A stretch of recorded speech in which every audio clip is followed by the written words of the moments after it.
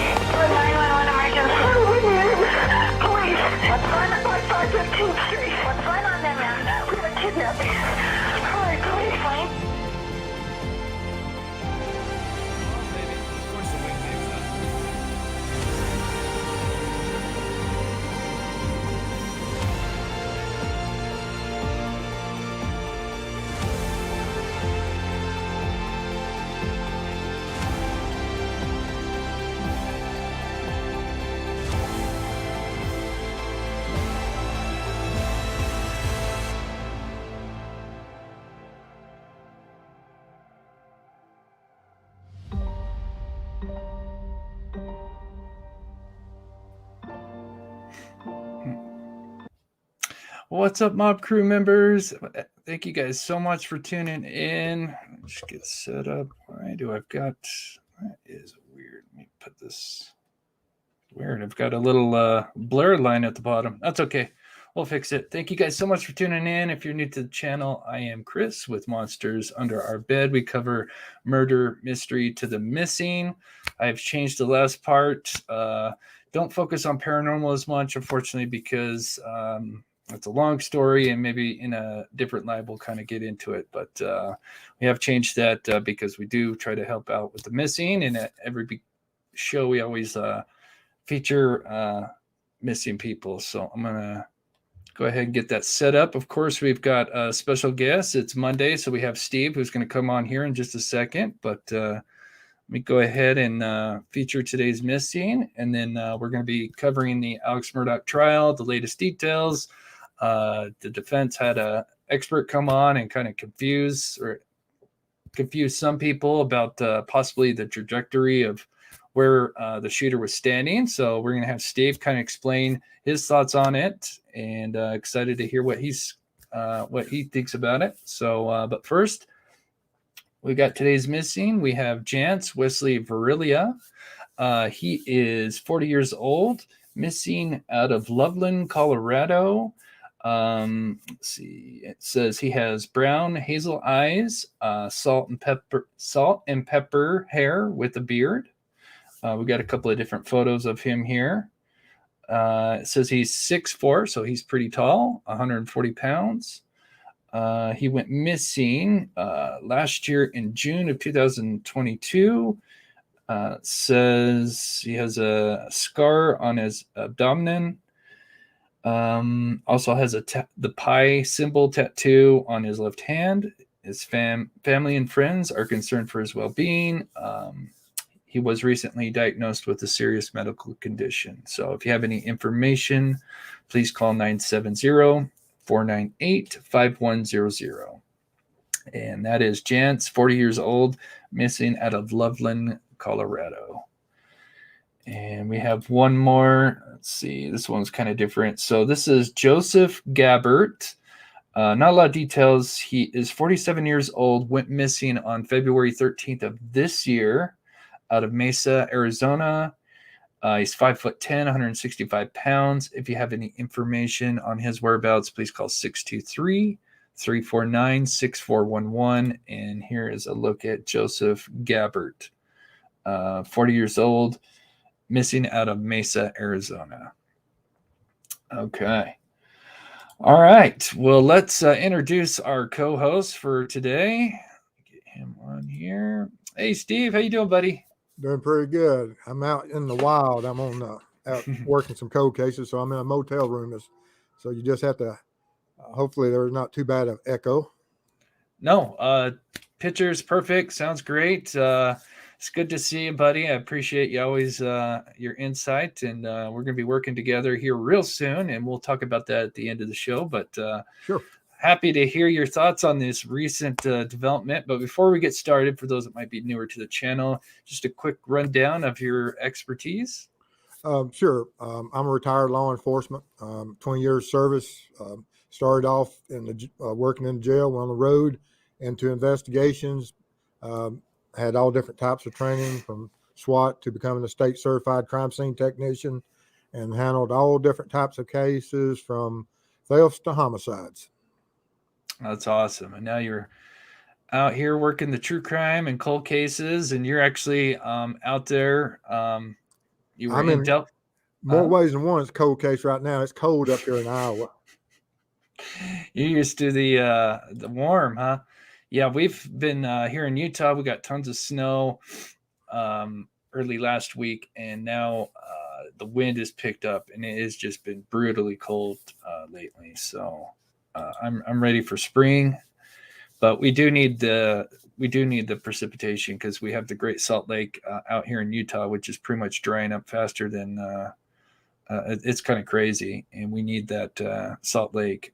It's got a lot of toxins in it if it dries up. So hoping we have a good winter. We have been, and hopefully that'll kind of help. So anyway, back on track. So we'll quickly just, I'm sure most of you guys are here. You guys know the story and the timeline, but for those few that might not know the case that well, we'll just go over just the basic timeline, and then we'll play just a part of that defense expert that kind of talked about the second position, Paul getting shot, and we'll play the video for a little bit, and then we'll kind of explain the problems with it and what Steve thinks about it, and excited to go over that. So we'll start with just the basic timeline here. And so we have Alex, and this should be more like 1 o'clock really, but he arrives at work. He leaves for work 12:30, gets there close to 1. Then we got him coming home. He leaves after 6, gets home just a little before 7.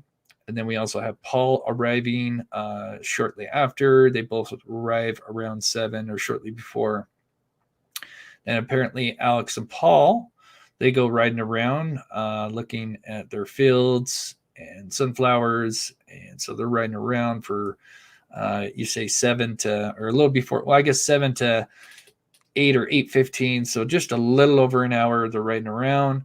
And then we have Maggie arriving at approximately 8:17 is when she unplugs her phone from the Mercedes. She could have gotten there a little earlier, but that's when she pulls her phone out of the Mercedes, which logs in at 8:17. So according to Alex, he says that after seeing her arrived, they go and meet up with her at the house. This is where the timeline, according to Alex, a lot happens. He manages to fit a shower in there, changes clothes apparently now. They eat, which was already prepared. So obviously the food is ready. Other than that, you'd probably assume they would have to have time to warm it up. Apparently they eat dinner and watch a little bit of TV. And then Paul and Maggie apparently leave, and Alex stays behind for a few minutes or whatever. And this all happens between this 8:17 and 8:44, which I just don't know how you can fit all that in there, in my opinion.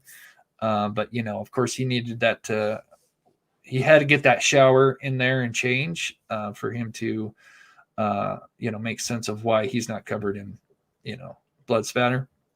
So then at 8:44, or shortly before, I guess Alex then comes back, and they're all at the kennels. Then we have the kennel video at 8:44, and then of course, in his words, he got out of there. Instead of, man, I wish I would have stayed behind. Man, I feel terrible. Oh, I if only I would have stayed just a couple more minutes. Instead of saying that, he got the heck out of there. In his words, what do you think about that? I mean, you put that in your title, I think, right? Yes, that was the title. I got out of there, and that's not a statement. The statement you made was, why couldn't I have been there? Why couldn't I protect my family? And the reason you get out of some places is that you are trying to separate yourself from something that you no longer want to have any part of. Oh, thanks, Ever. Suggested you on live chat on the channel I was watching today. Oh, that's awesome. I appreciate that. Yeah, I've been getting a lot of shout outs from a lot of you guys going on other channels, and that's really awesome. I really appreciate that. Just try not to promote too much because we don't want because I want to be a hypocrite and say they'll be promoting on this channel with other channels, but I do really appreciate that. That's really awesome. So it's been amazing. Okay, so then we've got the shootings happening at approximately 8:49, and you've done some videos showing how it's over pretty quickly, especially when guns are used and they're not defending themselves. So it could be over in 2 minutes, less. I mean, you showed it done in less than a minute. Yeah, probably around 30 seconds, and I could probably take. And I was only running probably a little less than 3/4 speed. Yeah, it's crazy. So then, after they're shot, depending on what you believe, I'd assume Alex probably drove the golf cart back. Now, we did talk about a second scenario if you saw my short video, because now knowing that Alex, he is a lawyer, he's worked all these cases, injury cases where they got to take cell phone data, so he knows about that stuff.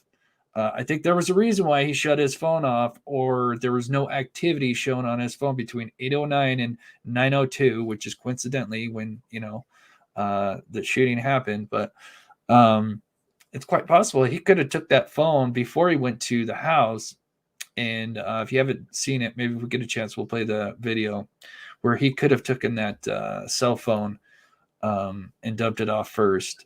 He would have had time, and that would have kind of made sense for logging that 59 steps. And then we have him, eventually cleaning up and then leaving for his mother's house there for about 20 minutes, comes back at 10 o'clock. Then we, like I said, I did the video on the 911 call where there's a lot of inconsistencies. One, now, of course, before he said he checked on the bodies before he called 911, but now it's conveniently, he ran out of the car for a second, but then came back, called 911. Then he started checking on the bodies. But there's a problem there because when he calls 911, you have an echo, and that echo is there for about at least a minute. I think it's about a minute, 10 seconds. So why are you sitting in the car for a whole minute and 10 seconds if you just discovered them? We know that because there's an echo and there's no barking. There's no barking until about a minute, 20 seconds into the 911 clip. And there's a lot of 911 calls out there. A lot of them are the shortened version. It took me a long time to actually find the complete full 10-minute audio because there's a lot of, kind of bad, well, not bad words, but, he's talking about graphic stuff. So I think that's why they've always kind of had condensed versions online out there. But yeah, I didn't realize it. I knew it was a long phone call, but yeah, it's apparently over 10 minutes. But usually the ones that you find are like 4 to 5 minutes. So anyway, so now we have today we had pretty much defense close, wrapped everything up today at the very end. Last few witnesses was his brother. And then before that, they had a couple of experts come on. And this last expert, which I'm going to play here in just a second, kind of threw some stuff to the wall and see what it would stick, and says that basically the second shot that goes into Paul came from a different angle. So before we play that, let's just show what the coroner and what you've kind of came up with. And so so Paul gets shot twice. The first time he's actually back in the feed room and he gets shot. So he's standing way back, kind of not where he's at right now in the door frame, but he's standing about 3 feet back, and he gets shot in the kind of chest area for the first shot. And then you said that would probably, and this guy even kind of confers that would kind of cause him to stumble, but wouldn't be fatal. And there's even the blood droplets that consist with, was it 90-degree drops or vertical? Yes, in blood pattern analysis, whenever you look at the drops, they have certain characteristics if they fall at 90 degrees. At the furthest point of where the blood trail starts and the furthest point away from the door, there's some 90 degrees. So that means at some point he was immobile, standing there when the droplets fell to the floor, creating those 90-degree droplets. Debbie, if we get time, I'll see if I've got it. I know I have it. The audio is kind of atrocious, but we'll see. We'll see. I don't want to make any promises, but if we get some time, maybe at the end I can play the full 10 minutes for you. But no promises. We'll see what we got.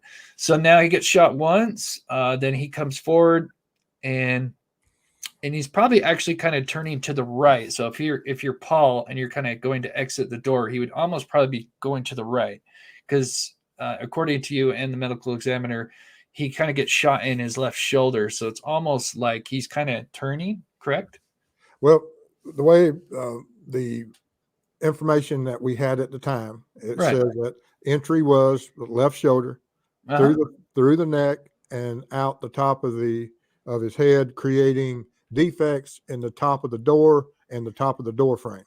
Right, And, which is these right here. And you see one of the videos of where the investigators are looking at, and they were discussing about some of the body tissues and brain that were on the ceiling, which takes a tremendous amount of, if you watch the video that we did with the ballistic gelatin, some of that went and embedded itself into the ceiling, and which typically happens when you put that much energy into the cranial vault. And regardless of any angle that you put that amount of 3,000 to 4,000 of energy into the cranial vault, it's going to absolutely be a catastrophic wound. Sure. And absolutely destroy everything, and it'll go 360, just like it did with when I created that video. Yeah, so Patty's Petite Tanks, I love that name.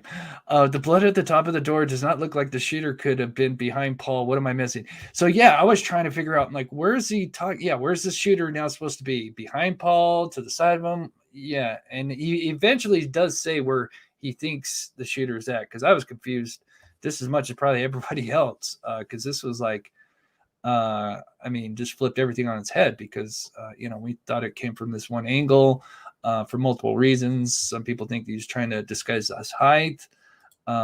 We think, and I'm with you, I think he probably could have tripped on the transition and he fell back and fired the trigger.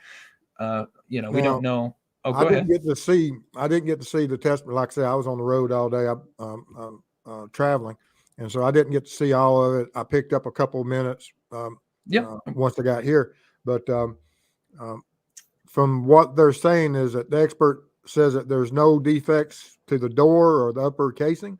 Is that what? No, he admits to that, and he admits a little much. So I'll play it for you right now. I'm sorry, we kind of jumped a little ahead, but so we'll play about 2-3 minutes of it real quick. Okay. So go ahead there. Thank you, Susan Spear. Tell us where Dr. Reamer got it wrong. Sorry, let me grab this. Love this show. Thank you both for all the great work you do. Thank you so much, Susan. And thank you so much, Stephanie, for becoming a member and supporting the channel. You are so awesome. And okay, caught up. All right. So this is the second to last defense witness on the stand, I believe. I think it was him and then the brother, and then they rested their case. Well, I think she has it reversed. And the reason being is, now that you've seen where all the pressure would go, if the entrance wound is here on the left shoulder, and we're saying that we're at least 3 to 4 feet away from there because we have no soot, we have no stippling on the skin, then by the time it gets to the left side of the chin or over here at the angle of the mandible, the jaw, we've lost a lot of energy. And so, yes, you can get some pellets still going up into the head, but you're not going to have the top of the head completely blown off. And if you look at the photograph here, you can see, for all of us, it curves over and goes around because the top of our skull's there. If you look here, it goes flat. he's missing the top of his skull. That would not have happened from a 3 to 4 foot, 3 feet or further shotgun wound coming in on the left side. And the wound on his shoulder, let's look at that real quick. And Steve, at any time in these 3 minutes, if you want to say something, just blurt out and I'll pause it. So just let me know, buddy. And here, just to give you guys a visual, this is what they're kind of saying is happening. Is apparently after the first shot, he kind of comes out. He's bent over, and now he's in the door frame. Yeah, because I was wondering, like, well, okay, so where's the shooter now? Apparently, he's saying the shooter is just outside the door to Paul's right, and as Paul's bent over, now he's going to shoot down, and the shotgun's basically pressed up against his head. Okay. And absolutely, but you have to show me an impact and defects on the ground or on the sidewalk, because trajectory is trajectory. The energy and that round going off on that contact, absolutely, it's going to blow the head and be a catastrophic wound channel. No doubt. And there would be absolute blood spatter and human debris everywhere. But you're going to have that carry through shot that's going to continue and place the some type of defects on the ground or on the sidewalk. And now also from a semi-automatic shotgun, you'll have a shell casing out there on the ground somewhere. And I don't know of any shotgun shell casing. Oh God, let me come back to that. You're right, because the shotgun, we can see where the ejection port is, which is right here. You would have a shell outside the feed room. And if they had one that was, because they have two on the inside that say were associated, and both of them could be kicked in there. The first one, when you're in the room shooting from the hip, it can kick to the right, hit a cabinet, kick back across the floor. Not a big deal. And then when you're laying down at shooting at 135 degree straight up, once again, the port is there at the door, and it would shooting it into it, and it would eject into the room. That makes sense. But if they're going by this rule, the port's to the right, and if they had shell casing out in the yard, I'd go with it. But we don't have a shell casing out there that we know of. So this is why I love having, Steve, you're right. This is why I love having Steve. Because like I said, he did so much figuring out way before. And like I said, just amazing work he's done on this. And he still doesn't have all the I mean, he hasn't seen the actual graphic photos. This first picture, I've never seen this picture. Oh, this is I made this picture. Okay. No, I haven't. Yeah, I made this to replicate what he was talking about, because people, I knew I was confused until at the very end, where he kind of described a little bit at the end, like where he thought the shooter, because I think that whole time he's talking and it's like, okay, well, where's the shooter at? Like it's weird. Anyway, I'll play a little bit more of it because I do understand what he's saying, and some of it does make sense that, since you're shooting, that's the first hole that's going to be created in your head. So that's where everything's going to come back out. And that does make sense. And he says that's why there's pellets could go flying back. But the one thing that he says, he even admits to, is you would get pellets coming into the shooter. No. Which means the shooter's getting hit with pellets. You're getting hit with back spatter, but not pellets. There's so much energy in a shotgun or a rifle that that's not going to be the case. And you're not going to have defects at the top of the door frame.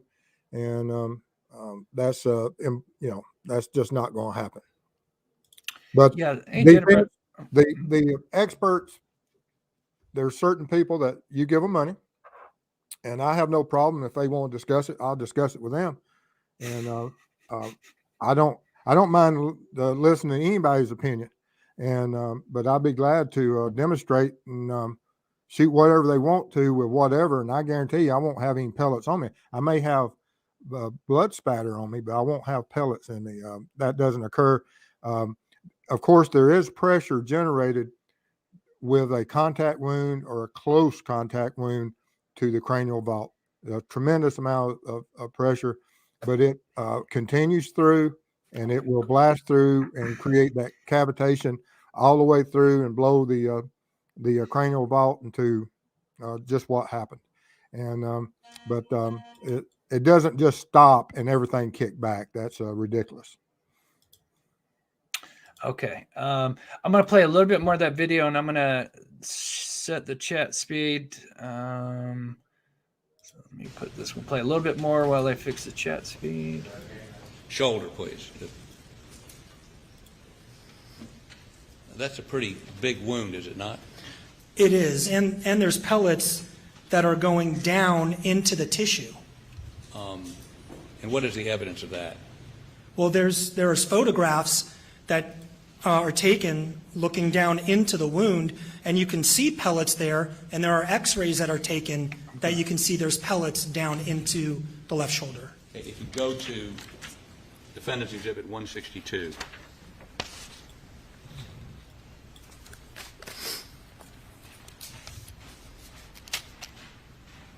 Okay, step down here, please.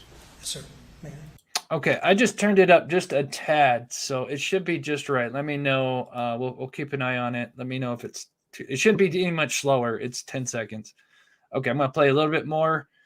He's gonna get down and kind of You're on me. Step down. speed it up here. There's one here. There's one here. It's not projecting well, but I know that I saw a few down here, but then on x-ray, it'll become more apparent. Okay, well, let me do this. Let's go ahead and put the x-ray up. Oh, okay. So this is the one thing that was kind of interesting that because he's talking about possibly some pellets in his left shoulder shoulder that seemed to appear to have gone down, and that would be kind of, I guess, maybe his. Well, I mean, and I have to see the x-ray. We don't have that evidence. That's But true. you can have, if we have a shot that comes into the chest and goes out, all you gotta do is raise your arm out, and you'll have shots that go down, but your arm's level. I mean, you could be reaching out or behind you or whatever, and you can get shots that look like this position, they're down. But, Okay. but the shot could have gone that way too. I mean, I don't know. I have to see, and I don't have those. Sure. But if I had them, I do find that interesting that if there are pellets that are traveling from shoulder to elbow, of course, it just depends orientation of the arm of what was happening. Was he drawing back to strike, and the gun he shot at that moment, and you know that he's about to make a roundhouse swing, and the gun goes off and pellets hits him and passes through and goes in that position.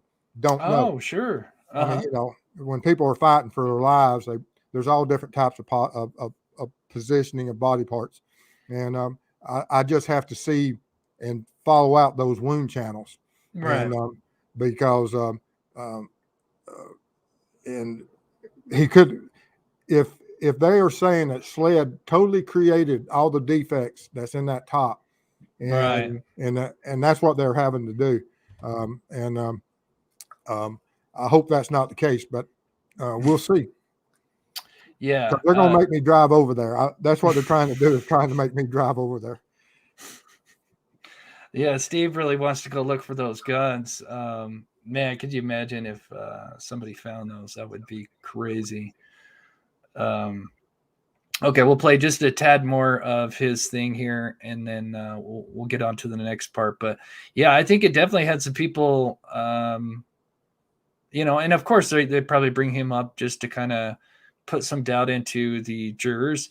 But then I think this shoots down the 5-2 theory. I would think, I guess it depends on how far he's bent over. But well, I mean, defense is doing what defense is supposed to do. They create all these wild stories, and hoping that there's at least one juror thinks that, well, the truth is somewhere in the middle. And if it's in the middle, I have to give reasonable doubt. And reasonable doubt is a hung jury. Guns are buried somewhere. Yeah, or in the water somewhere for sure. Do it, Steve. Yeah. Steve's got a lot on his plate, but man, he's been itching. You know, Steve's done an amazing job, and yeah, I think Sled, you know, unfortunately didn't do the best job, sadly, and it's a shame. I think maybe they were giving the Murdaugh the benefit of the doubt from the beginning, and that kind of slipped up, and they didn't do enough because it sounds like they were cleaning up days later. I mean, that very next day, I mean, and probably cleaning up crucial evidence that could have pointed towards, could have been that smoking gun that could have sealed Alex's fate. Let's see what we got on the voting. I've got, I know you can't see it, Steve, but I've got a vote going on. Oh, it's kind of, so I'm just asking them what they think the verdict's going to be. Now it's moved up.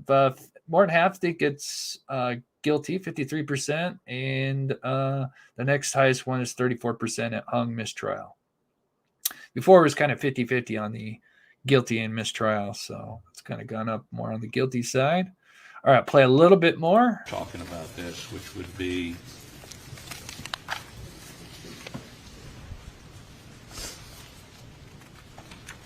which one of these you want to start on?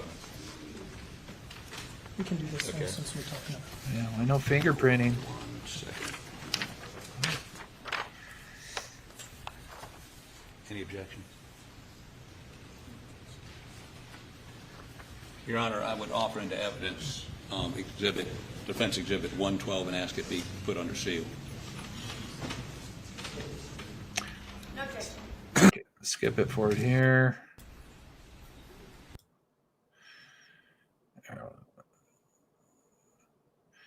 So any case that comes to a medical examiner's office that has any type of penetrating injury, the medical examiner will do x-rays to see if there's anything left in the body, and then also for safety reasons. But what we're looking at here is, this is the spine, these are the ribs, so we're looking at the chest. Okay, so this isn't going to really help us because we can't see anything. Going upward to Right. the brain.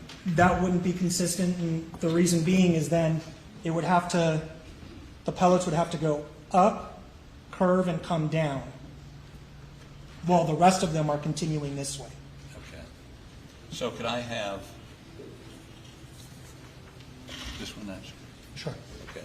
Defense Exhibit 111.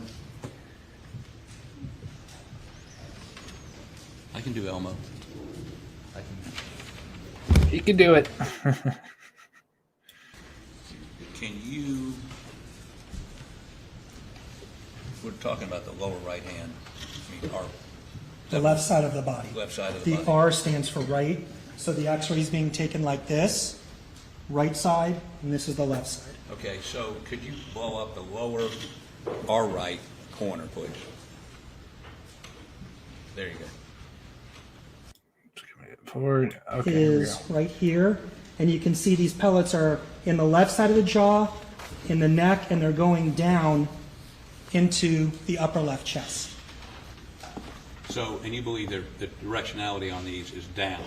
Well, from the totality of the evidence, I believe, yes, they're downwards. Okay. And,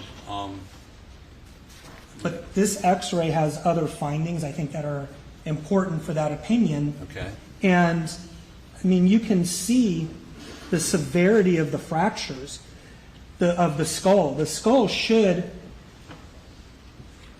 actually, I think it was better if we were back. The severity, the skull should obviously come all the way around, right? There's no skull here. That's probably the area where the shotgun was pressed against the head. And we've got all of these fractures. In medical terms, we call it multiple comminuted fractures. This is, I mean, textbook for a So now it sounds like most of the back of the head is pretty much kind of gone. So it'd be kind of hard to argue the other way in a little bit as far as like a gun being pressed against the head, because I'm assuming most of that is gone. Well, one thing that we don't have, if I had the skull, I could tell you in about 2 seconds. Right, sure. Because when you look at the skull, it's just like if you've ever or you ever seen a rock thrown through a window, or if you've ever seen a BB gun shot through a window, there's something called a cratering effect.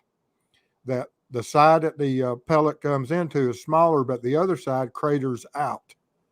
And so it's simple to look at the bone and tell which way the projectiles are coming from that cratering, because it would, and we don't have that jaw. And plus with the, he's talking about where the pellets are, and a lot of times when lead goes into the body, it'll leave a trail of debris that you can see on that X-ray that shows you where it's like the tail of a comet.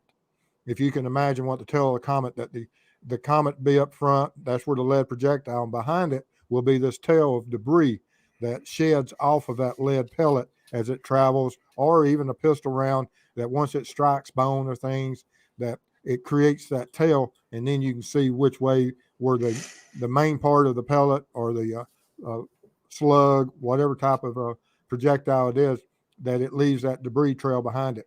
And like I said, I want the X-rays also. So Right. Well, God, man, I can't believe 30 minutes already gone by. So that's basically kind of in what they were talking about in a nutshell, and hopefully we kind of covered everything as far as where the shooter was supposedly standing in this theory here, which, like I said, he didn't mention it towards the end, and I don't know if it's in this clip here. I only got like a 5-6 minute clip, but he does mention one thing he mentions towards the end is that because there was pellets in, because these circles that I've got, not all of them, but these ones up here, there's actual pellets from the shotgun. If they're in the door up there, that's the trajectory. There's no blowback, there's no ricochets. If there are pellets that's embedded up there in the wood, that's the trajectory from the 135-degree angle that we first went with. Right. And he even said because if that happened, and let's just say his, according to this guy's expert's theory, let me go the other way. What would happen to this shooter if that was to happen is the shooter would end up getting pellets. Yeah. Which means you would have a guy bleeding. I'm assuming if you got hit with a few pellets, even if it's a few, I'm assuming that's going to cause. I've been hit with probably 50 to 100 ricochets in my life during training exercise. And it happens, but it doesn't happen in this situation like this on a soft target. They happen on steel targets, but not soft targets such as human tissue. Oh yeah, you're talking about it ricocheting off something metal. Yeah. Back in the day before they had all the modern technologies, we just used to shoot steel. And when we did our dynamic entry training, we went in and shot steel, and we'd be covered up with ricochets and go out and pull them out and go back. He's saying basically the pellets are coming back around in the brain, back out. They might be in his world, but that's not real world. I mean, it's not funny, but I was blown away. I mean, like I said, I'm like, oh my gosh, I'm so glad we're having this was the perfect time to have you on and kind of explain this, because this, for sure. Yeah, I heard one part about that.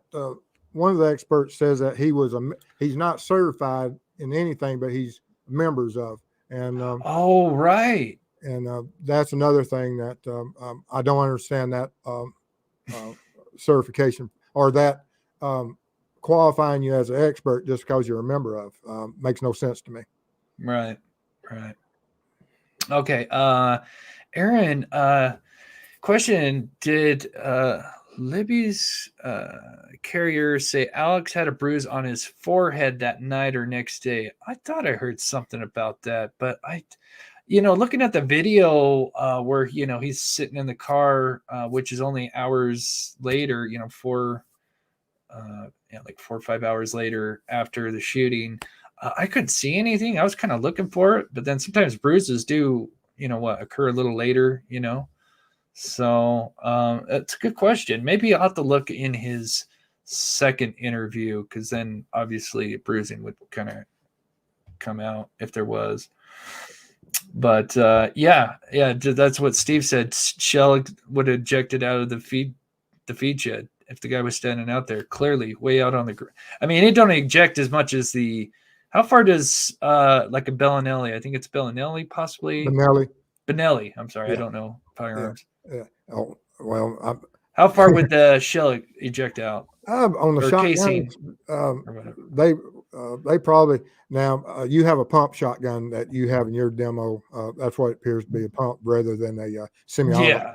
But the semi-auto, they probably go 5 or 6 foot. I mean, most auto guns. Wow. But I mean, and then on a pump gun, it just depends on how much energy you use in the pumping action, because you can slide one back and it'll just fall out the side, or you can put a lot of energy into it and kick it out 5 or 6 feet. Right. So if we even look here, and I know you probably can't read it with your for those that are on the phone, but 9 and 10, so markers 9 and 10 are shot shells. These are the shell casings, and as you can see, they were inside the feed room here. Yes. And even with your explanation of him being on the ground, because the ejector port's facing almost the feed room, so it eject into the feed room, right?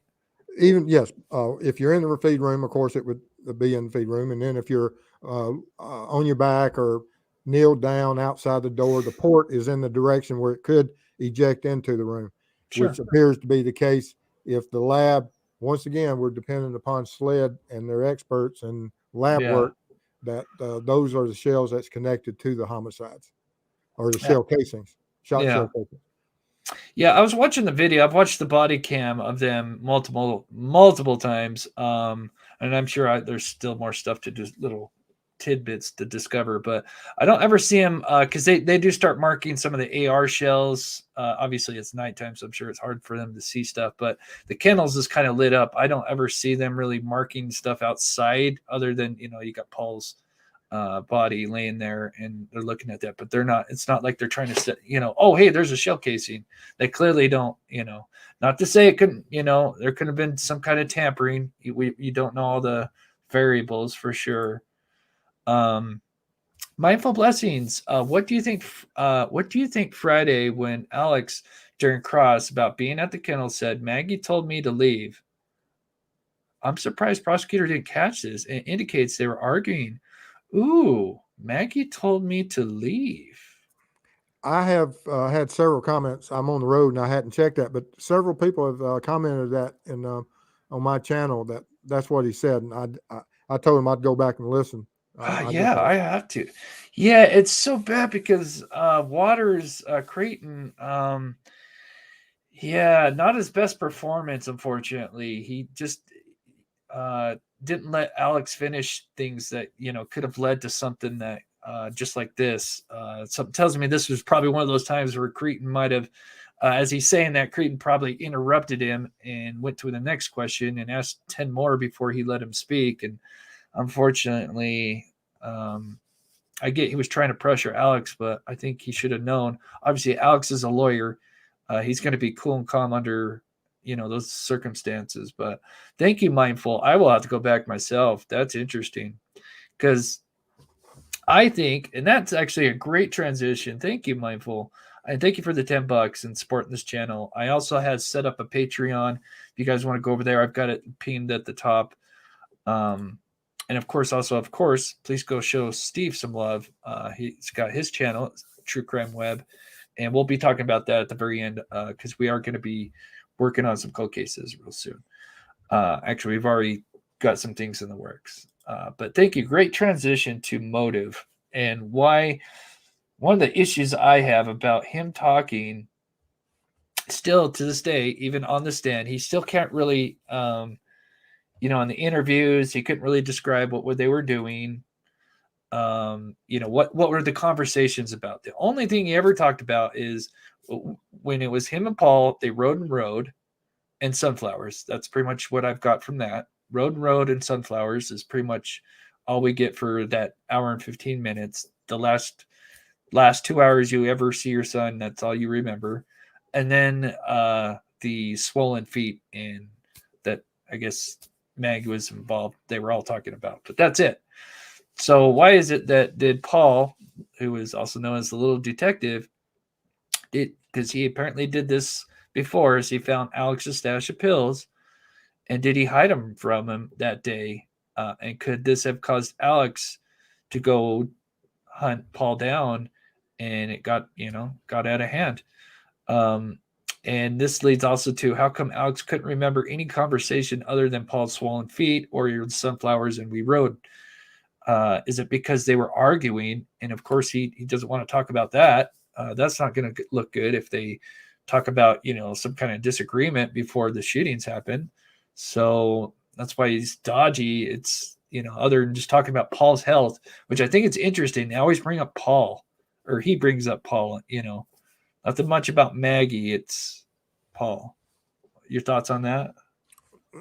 Yes. I mean, there's so much that, you always hear these interviews and you can talk to most of your family and when they're talking about loved ones that have passed, they always remember that last conversation, the exact words, the last thing that they ever said, or last phone call we had, the last whatever. And that isn't the case in this one. Yeah. Oh, right. Well, thank you, Wild Mustang. Yeah, he snapped. It could have been. It's definitely a possibility. I had to get to this, Giovanni. Little Detective, Red Rooster, Papa. Yeah. Yeah, that was a little ridiculous, the whole Papa thing. I get it. He's no dummy. He's got to try to relate, this father-son relationship was so special. It's Papa, I think it kind of came off a little cringy myself. But yeah, Little Detective, Red Rooster, we got all these nicknames, which I mean is not abnormal, but it just you could tell it's kind of a little too much, in my opinion. So Paul was flipped over apparently by Alex. Is it possible that he was checking for the stash of pills? Why did he check on Paul? Why did he roll Paul over, not Maggie? They're both laying face down. Yeah. Oh, I agree. I mean, there's a lot of stuff that, and if he went over there and anywhere in that location of where Paul is lying, of course, then we have to look, where is the transfer? Because just simply look at the bottom of his shoes, because there's no way that you're going to walk to that location and not have some type of transfer to the bottom of your shoes. Right. And not to transition away, but Millie, this is a great question because they did say this, and this does kind of go, but she was shot from behind. But they did say this. Didn't one of the experts say Maggie was facing the shooter the whole time? And they did. This kind of blew me away. I'm like, wait, I thought she would be trying to get away. I mean, she's got gunfire. I mean, one of the shots is from the back of her hip, back of her leg forward. I mean, I could pull up her thing right now. Right? Yeah, I think it went from her lower abdomen through her chest into her cranial vault. Yeah, but the leg, remember the leg wound is coming from the back. Yeah, well, or the yeah, side. I think, but it's a downward, isn't it downward though? Yeah, it Right is from downward. Okay, yeah. yes, yes. But yeah, it was kind of coming through the side, the back side. Yes. So obviously, Yeah. if you're facing someone, how does the bullet wrap around? Unless you're standing, an angle, I guess if you're looking at the shooter, I guess you could say that's facing the shooter the whole time as you're running. I'm sure the defense experts can explain that. They seem to be rather creative, and but like I said, that's what the defense is doing, is they're just creating other alternative theories and seeing if we can get one juror to say, I don't know what happened. And if I don't know what happened, hung jury. Okay. So, all right. So we wanted to touch up on the motive here. Just, where did I go? But yeah, that was a great question, Millie. Because they brought that up, and that was, Freddie York, where are you at? I see you.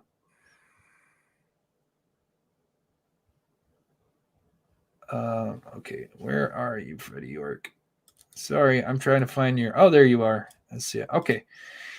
All right. You continually ignore the exculpatory cell data. Mag's phone backlight on at 9:31, while Alex is clearly not there. Yes, the backlight can come on just from the messages, and I can pull up the data. It comes on at 9:06. Oh God, it comes on a bunch of times. Let me finish your answer. Also, can you make it clear when you think he cleaned up? Timeline impossible.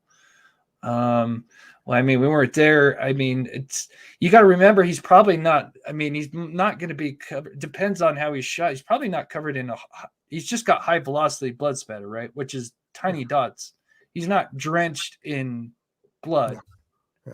He's Yeah, there just would got have the high been, velocity, right? yeah, I mean, and now there would have been some, especially with Paul, there would have been some tissues and things, but it's not like it's something that has dried.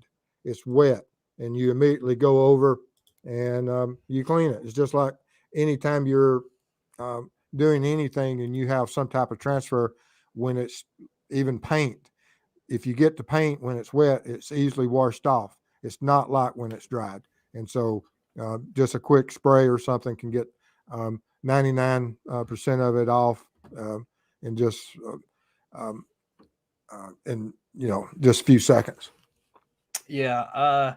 Yeah. But I was never very clear because we don't know exactly what went down. I would think it was a quick cleanup. Really, all he's got to do is change his clothes, right? I mean, because rinse off his arms, face, hair, and legs. It depends on what type of clothing he has on. But if he has on a shirt, then of course all you got is from he has to rinse from his elbows down and his face, neck, and hair, and he's pretty well washed off. And then all he has to do is change clothes and shoes.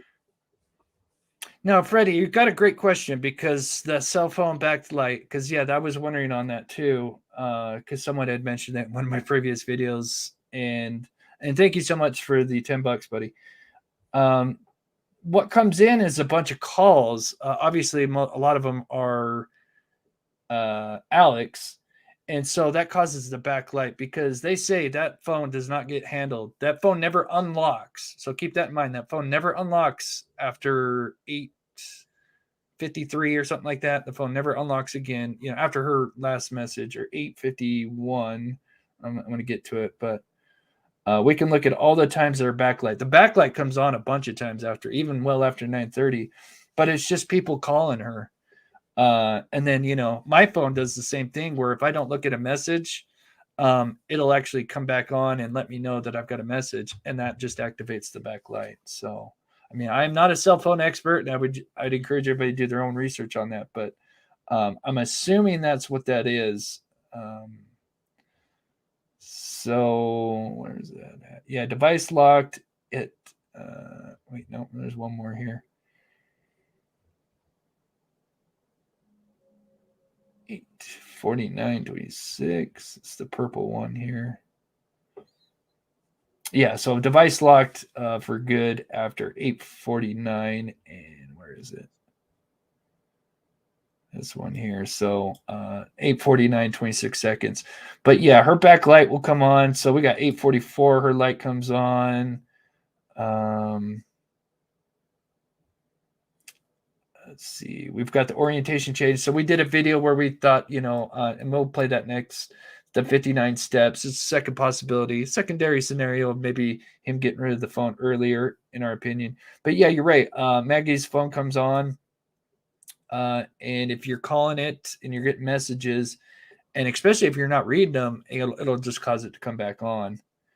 And so, yeah, you go through all these details, you'll see a lot of times, so she gets, wait, no, that's Paul.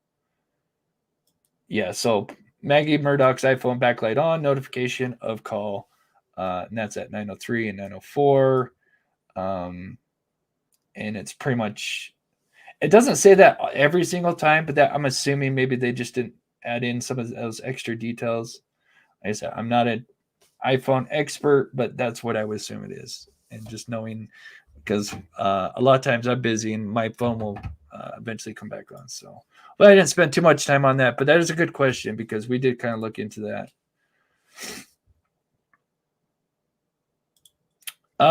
Do you think the beach towel and the Suburban to dry off? I actually, Steve, I actually think that might be a coat. It's either a towel or not, because we have a towel that's the same thing. It's not the shorts. We did actually. I put that away. It could be a towel, but I don't know. There's some sleeves that we looked at. Did I put that away? My other one, I did. If we get time, we'll look at that. All right, moving on. All right, so we did Paul motive, latest details. So now the defense is finished, and we might have a possible trip with the jury maybe tomorrow. I guess they're not going to announce it until they're just there, because I guess they're worried about a media frenzy, which is going to be anyway, but I guess they're trying to dumb it down as much as they can. But I'm assuming, with them, let's see, the rebuttal, they've got 4 to 5 witnesses for prosecution. So we're looking maybe Wednesday, Thursday, everything wrapping up. And then they start deliberating. And then for every week, what is it? Every week? 1 day for every week in court. Is that what it is?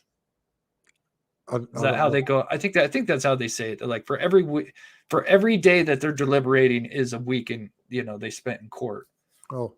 It's kind of how they go off of it. So how many weeks do we have?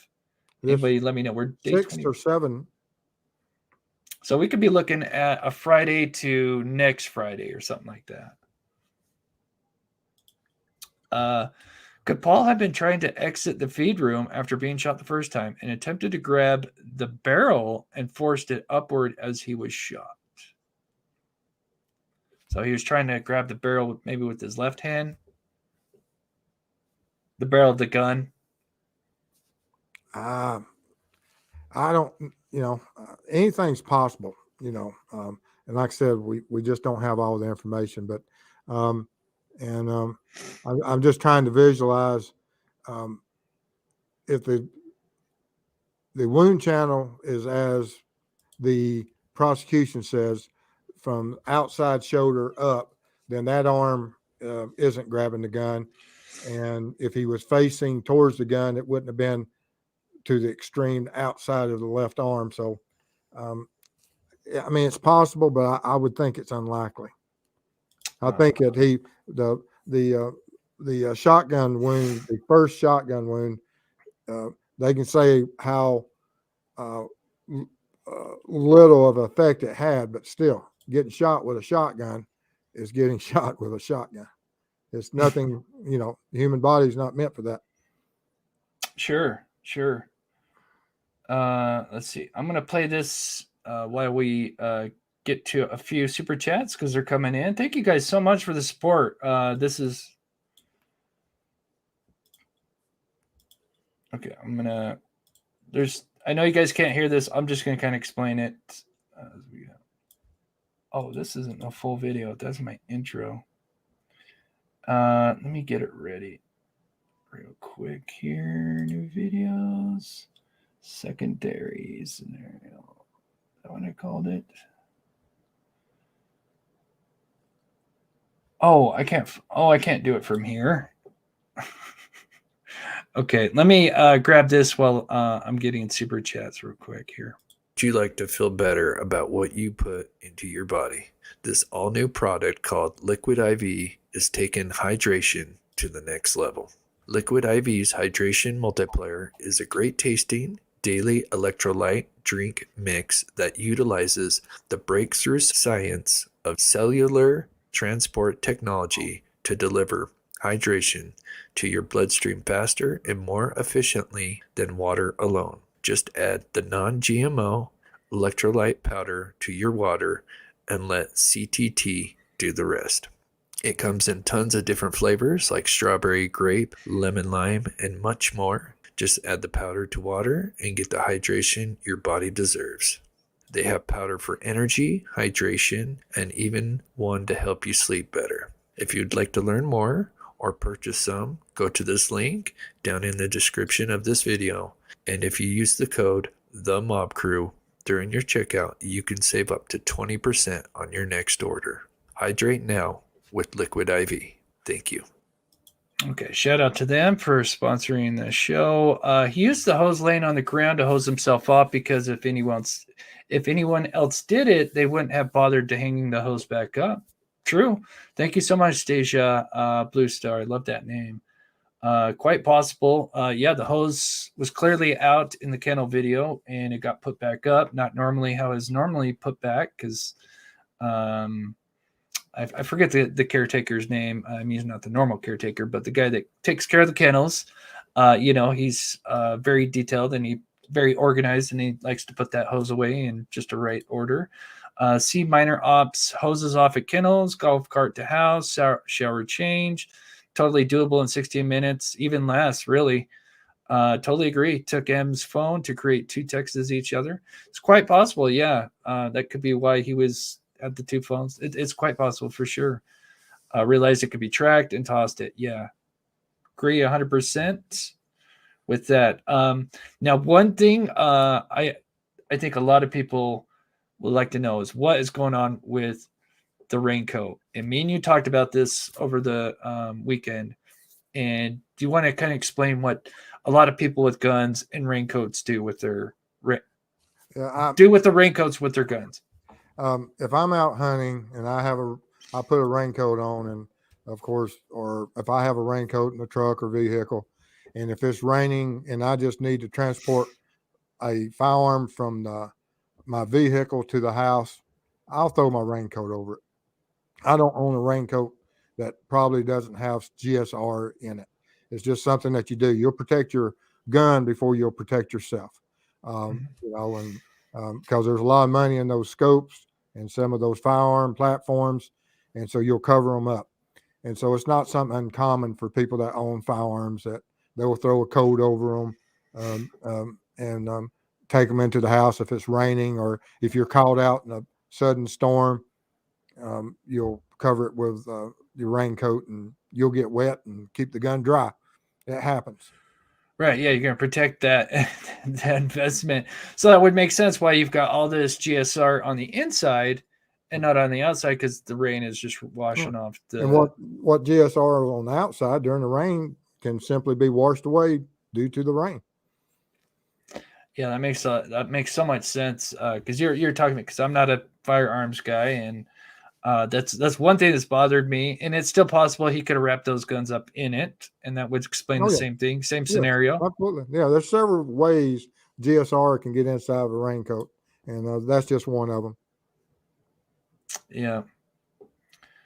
All right. So if you have some questions, we'll try to get to a few, and then we'll talk about just a little bit of a preview of what me and Steve are going to be doing. We've got pretty much a day almost set up for our cold case event, which this is a lot of all this work that we've been putting in, especially Steve, on this Alex Murdaugh trial, is to kind of get us some funding for our cold case. And so we really appreciate all the donations coming in. You guys are amazing. The support is absolutely so awesome. Could Paul have been sitting in golf cart? Yeah, this is a good question. A lot of people have been mentioning this. What's your take on this, Steve? Do you think he could be shooting that AR while on the golf cart? Well, from the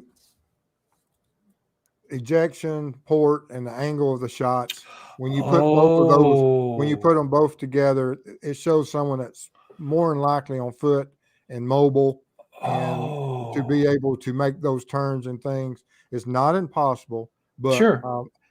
Especially with the struggle and what happened there with the shot into the bird cage, that's strong evidence of that. With there being one casing that's found under her, which we know that now, but when we first looking at shell casings, we didn't know exactly where they were, which is something of a ejection of a spent round being ejected, striking a surface, being deflected, and then the victim falling on top of it.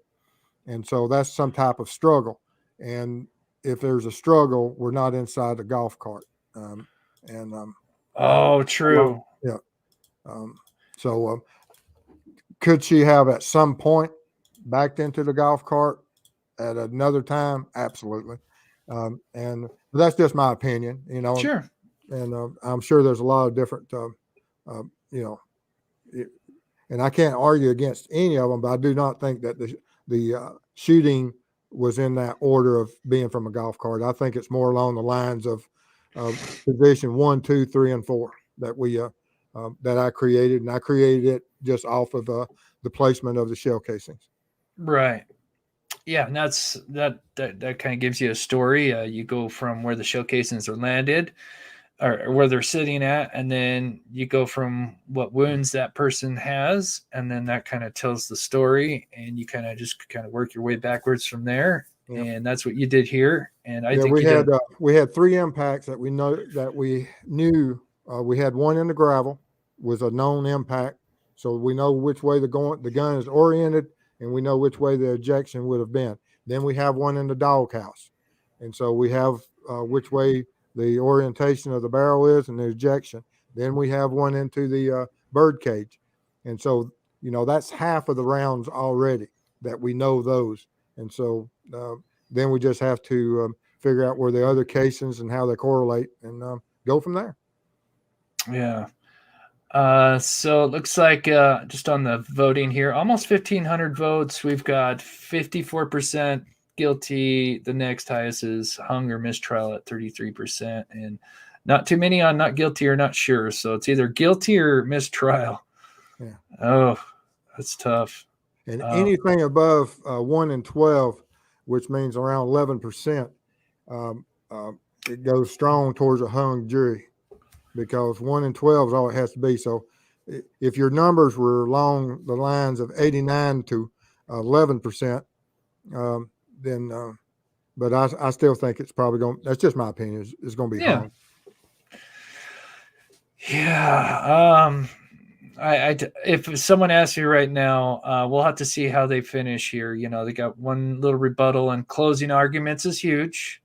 I think a lot of people can get swayed if they're on the fence with the closing argument. Right now I'm sitting, I would lean towards mistrial, but we'll see how hopefully they can finish strong. They just don't have that smoking gun. The video is like, it's so there, you but going it's more innocent or hung jury, or wouldn't that, come on now, Chris. I think he's guilty of sin, but I believe. I think he is guilty too. But I'm going on what I think the jury's going to do. Yeah, I agree. That's what I'm thinking right now. Like I said, we'll see how the last little bit goes, but they just don't have that right piece. That that kennel is it, but yeah. I mean, no DNA, no firearms, and that's huge. Yeah. Yeah, and that's the thing, Snippers, is prayers. They've got a tough thing on their hands, because they're required by law to go with what's presented to them, and they have to convict somebody beyond a reasonable doubt. That is their burden. Is they have to convict beyond reasonable doubt. Has the prosecution proved that? I wouldn't blame them. If I don't know. I better not say too much, but it's a big burden.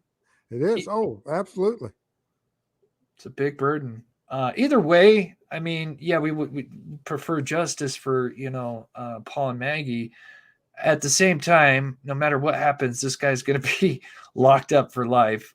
He's got almost 100 charges now that are waiting for him after this. So he's done for one way or the other, but I think most people would prefer for it to be done in the right manner. Found it interesting. The first thing John Marvin said Paul did for him was power wash equipment, considering golf cart, etc. All clean. Thoughts? Huh. Power wash equipment, considering golf cart. What do you think, Steve? Found it interesting. First thing John Marvin said Paul did. I don't understand that part. John, is there another Paul? No, he said Paul power washed for him. He worked for John Marvin, the brother, during the everything all clean. Thoughts? Oh, I think you're kind of saying that maybe he could have cleaned some of these things. I'm assuming, hopefully, that he could, because John Marvin did say he came and cleaned. I'm assuming this is what they're saying, is he could have cleaned up some stuff after the fact. John Marvin did. Obviously, Paul's not here. Yeah. But okay. Because that's obviously Paul was helping him clean stuff. Yeah. Okay. yeah, and wouldn't put it past him. I mean, I don't know John, but family does crazy things to, Oh, absolutely. yeah, for sure. Thank you so much, Lafont. I want to say infant, but I don't think that's right. I'm so sorry, but thank you so much for the $4.99.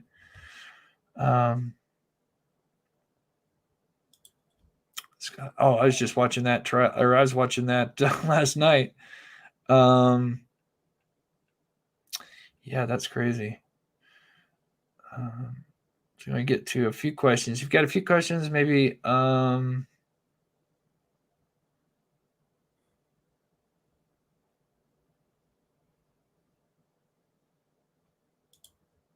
Oh, that's a good question.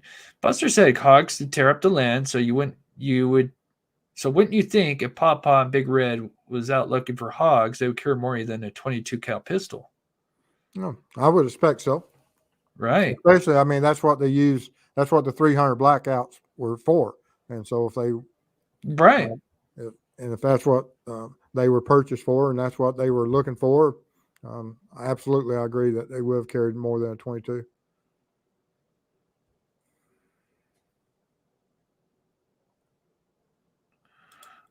Steve, did you know that second forensic expert has worked with Henry Lee OJ trial a lot? I Yeah, heard, Henry Lee likes to I heard that, show up in cases like this, doesn't he? I heard that he said that he worked under Henry Lee. I think I have a Oh, book. wow. I think I have a book signed. I went to one of his seminars back in the day, and I think Henry I've got a, Lee's? yes, I think I've got a Oh, book wow. signed by him somewhere. I'll have to go in my library and see if I can find it. But I think I have a book signed by him. And but just because you work under someone doesn't automatically give you those qualifications and certifications. Right. And so and I have no doubt in the what Henry Lee did for the forensics, and has promoted them and progressed it far greater than it ever would have been without him. And so a lot to be owed to Henry Lee and those other founders. But when you have to start dropping names as part of your credentials, that's never a good sign. Yeah. Boy, I'm trying to get to this questions. You guys are thank you so much. 1,600 people in here. Please hit this like button. It's free and it helps us push the channel out. And we're going to give you guys a little update here in just a bit on what we're going to be doing. Question: was the testimony of John Marvin about switching Truck's car with Paul consistent with Papa got home before dinner? Was John Marvin's truck there at the kennel? God, now this is a great question because I was kind of confused. So apparently before that day, because this happened on a Monday, right? I don't know. Remind me. It was a Monday, right? Remind me, guys. Work a lot of cases and you start forgetting. But prior to that, because he went to work, so it's got to be a work day. I have Monday in my head. Let me know, guys. I know I could easily look it up, and for some reason I have Monday in my head. Because he was detoxing over the weekend, so it was. I'm pretty sure. But anyway, the truck thing is, Paul had Marvin's truck, and Marvin had Paul's truck, so they switched trucks. And the crazy thing is that they're the same kind of truck. Literally, same color, Ford F-150. So, but John broke down in Paul's truck, and Paul's truck, or actually John Marvin's truck, was at the house with the keys in it, in the ignition. I guess he just leaves it by the ignition. So the truck was there. No, it wasn't at the kennels. Apparently, it was at the house. That's what they said at the very end. I know, confusing as because it's like. Because they started talking about it. It was kind of the last thing they talked about. And but I guess they swapped trucks for whatever reason, and then Papa had to put one of his trucks in the had to get looked at. But no, they said it was at the house. with the keys in it, according to John Marvin. Oh my gosh, there's so many. Why just throw Maggie's phone away and not Paul's too? Good question. What do you think, Steve? I looked at it from the point that while this was going on and the offender turned towards Maggie, I think she may have had it in her hand, and he wasn't real sure what she had done. Had she pressed some type of panic, or had she dialed 911, or had she contacted someone else? Had she texted somebody something's going on? And he had to separate that phone from the crime scene as quickly as possible. Yeah. Oh, yeah. And then, of course, when he broke down in Paul's truck when they were coming on that night, he did. Yeah, the sheriff was apparently behind him, got ahead of him, and then he got picked up. And that's why Paul's truck was sitting broken down on the side of a highway, which had nothing to do with anything. It was just so, yeah, thank you for putting that. How did they get to the kennels? I had that up there. That's a good question. Could they have all just taken the golf cart, or could there have been we really don't know. Clearly golf cart for sure. Well, and there could have been an extra vehicle. Wouldn't surprise me. Well, there's always truth and lies. And so if we go with the scenario that they went to, that Paul and Maggie went to the kennels first, and then when Alex arrives, first thing Maggie tells Alex is he's got a chicken. And is that part of the storyline? And does that support that Alex came just a few minutes afterwards? Possible. Yeah.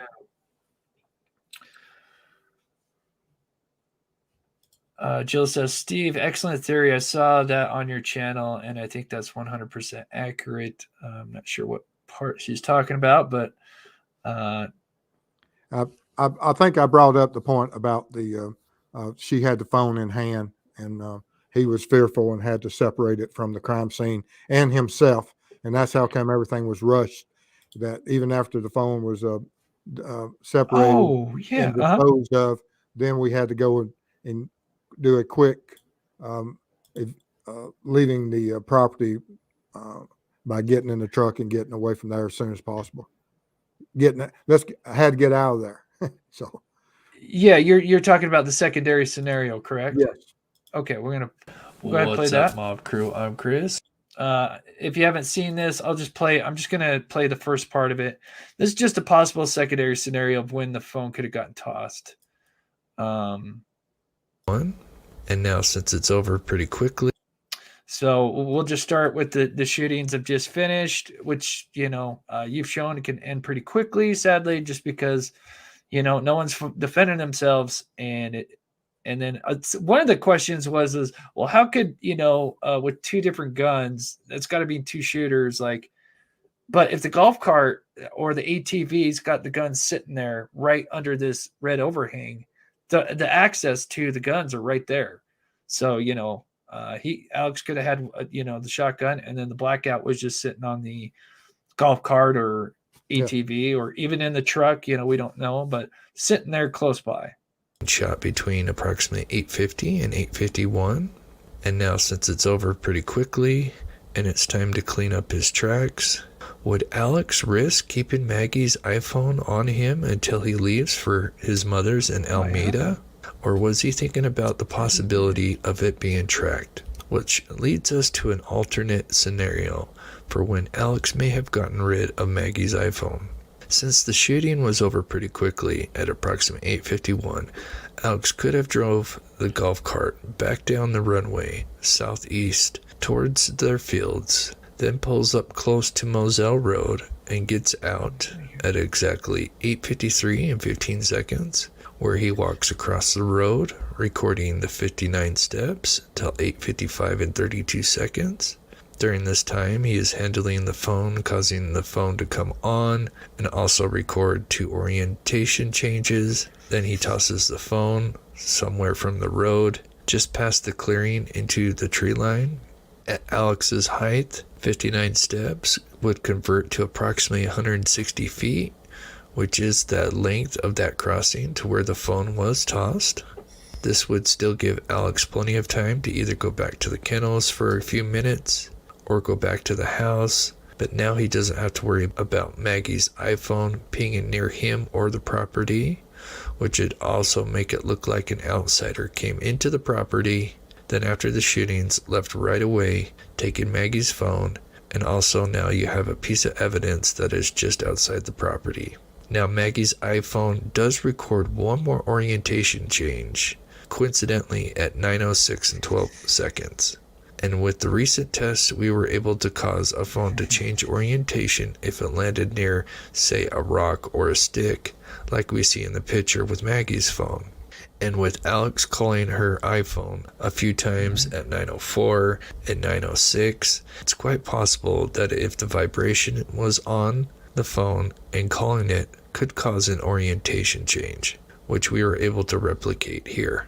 Although her phone locks up forever at 8:49 and 31 seconds until SLED would recover it the next day. Maggie's backlight on her phone comes on a few times throughout the rest of the night, but that is only because it receives missed calls and text messages being sent to her phone, which causes the backlight to come on and off.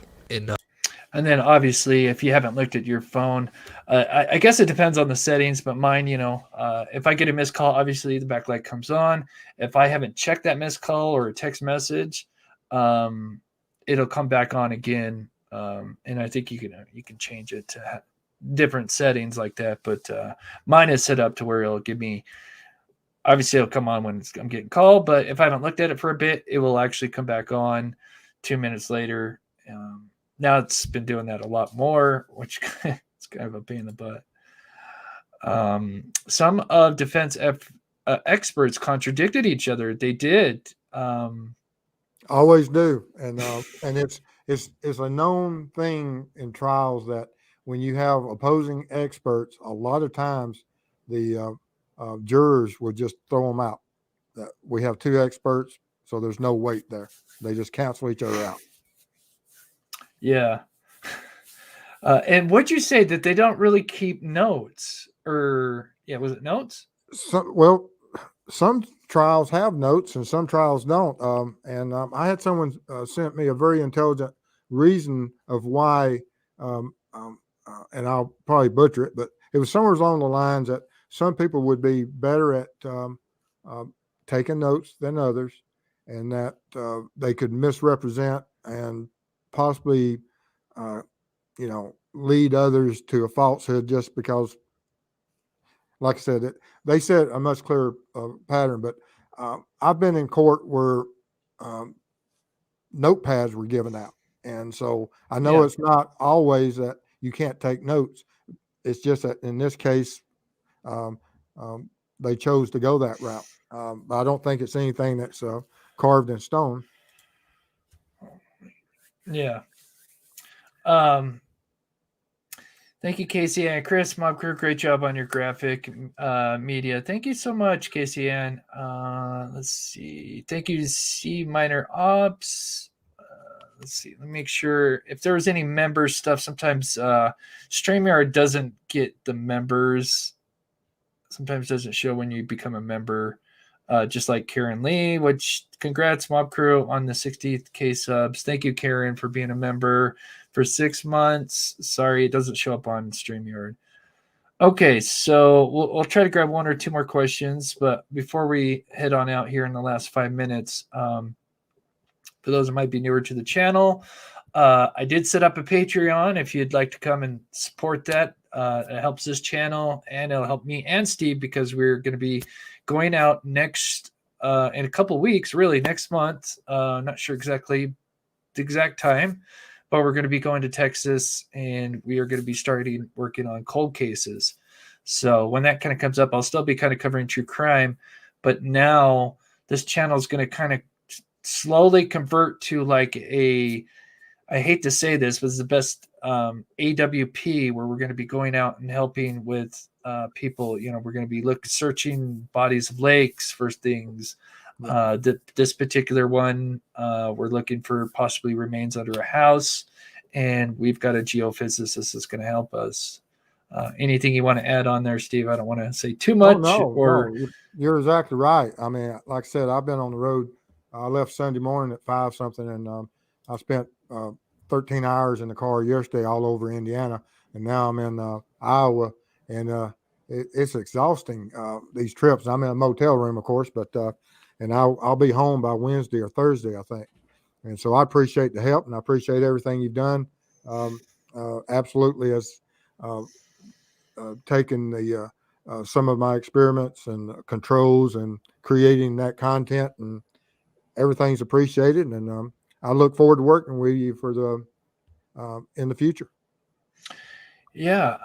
Let's see. I haven't seen the 3D murders, Haley. If I get a chance, I'll take, because I think they did do a 3D with the Idaho students, which was quite well done. I wonder if it's the same person. But it would be interesting to see for sure. I'll have to check that out. Thank you, Haley.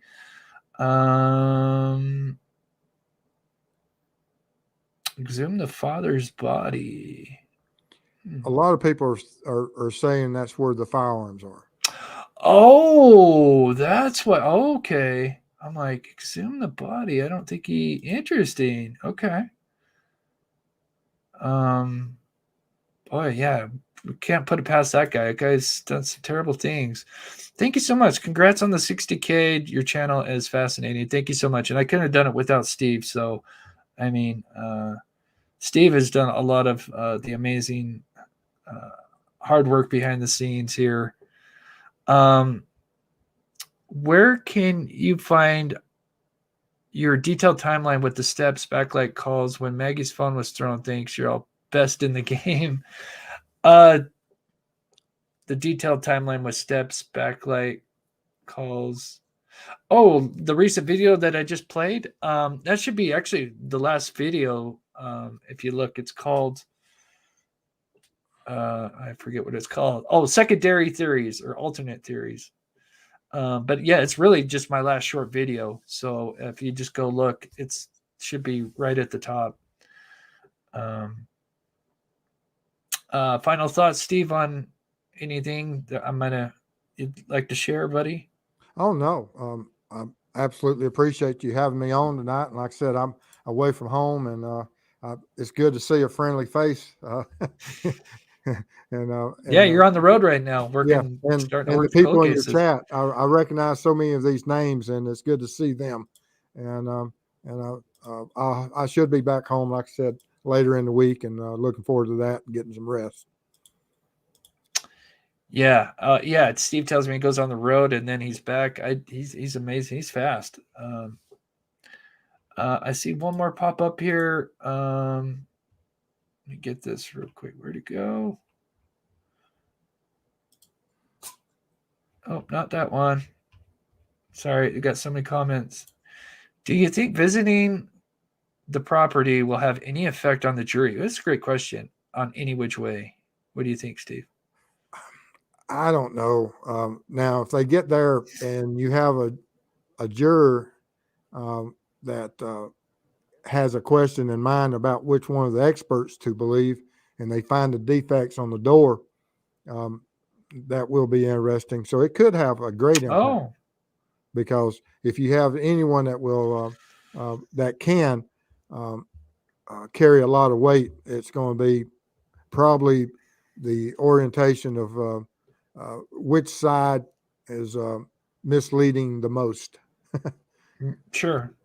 God, it looks like it's changed so much, though. Like seeing some pictures of now to what it used to look like. I wonder, is that really going to represent, how it was set up, like the foliage and stuff. I mean, it's not going to be a huge difference, but it looks different.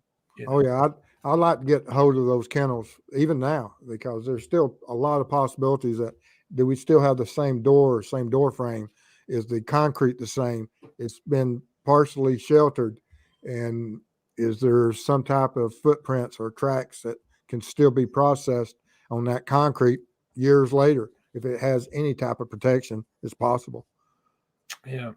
Pugger Lang. Thank you so much for the super sticker. And I see one more. You guys are so awesome. Love your all's work. Would we be able to hear him loading a gun on the 911 call? What do you think, Steve? That's your area right there, buddy. Well, I mean, did we hear him on the 911 call when he said he went to the house? Did we hear a door closed? Did we hear car travel? You know what? That's a good question. I think I need to break that down a little bit. Should we play? Oh God, do I have the audio here? Give me a second. Maybe we'll play just the sec. I don't want to play the whole thing because the reason why I was a little hesitant, I know someone asked for me to play the whole thing. It's 10 minutes, and the thing about this one, it's the only one that I could find that's untouched, that's not, hasn't been shortened. But the quality is kind of poopy. But does the data show that he traveled from the kennels to the house and back? Yep. Yeah, you can okay. tell. You Okay, can then. tell he's kind of left. And I'm almost wondering if he leaves the phone in the car for a minute when he does that. Okay. Well, I mean, if it's in the data that he left the kennel and went up there and came back, then yeah, it doesn't matter what's on the audio of the 911 call if there's movement to the truck because he's the only one that could drove it. Yeah. Oh, I put it somewhere. I'm sorry, guys. I would play it, but I can't find it. I have it, but I'd spend the next 10 minutes just trying to find it. But yeah, it seems like when he does that, I can't tell. He puts down the phone. Either maybe he brings it into the house and sets it just outside because there's kind of a break where it's just quiet for a little bit. It all adds up to when he does drive there and everything. I mean, but that's not a bad question. Yeah. But I don't hear anything. But the biggest thing I would take away from that 911 call is the fact that he says after he checks on the bodies for a quick second and calls 911 and then goes back to going back and forth. Well, he doesn't get out of the car for a whole minute, 10 seconds. You can hear the echo. You can't hear the dogs barking. So that's BS. He's sitting in the vehicle. Why is he sitting in the vehicle if he just discovered their bodies? It's too bad they didn't listen to the echo and how long that echo lasts and no dog barking. And then the dogs are barking. But the dog barking doesn't get any louder or softer. It's just like he just got out of the vehicle to make it sound like he's outside. And yeah, we're in a catch-22. It doesn't matter what the verdict is; it will still be debated for years, regardless of the verdict. Yeah, I think he dumped the gun somewhere in between there or the mother's house, somewhere on that trip.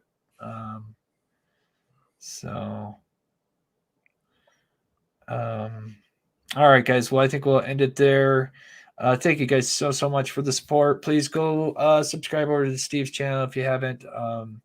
He covers the same thing. And of course, we'll be working on some cold cases in a couple weeks, and we'll be out on the road, Texas first, and then some other cases, maybe Idaho and Utah. So super stoked. So Steve, thank you so much.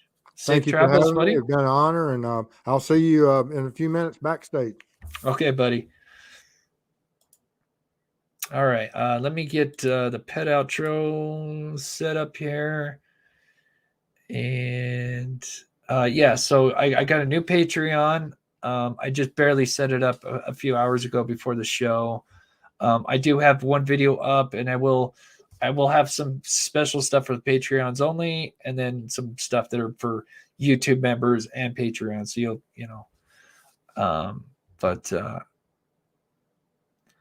see, where's my pet outros at?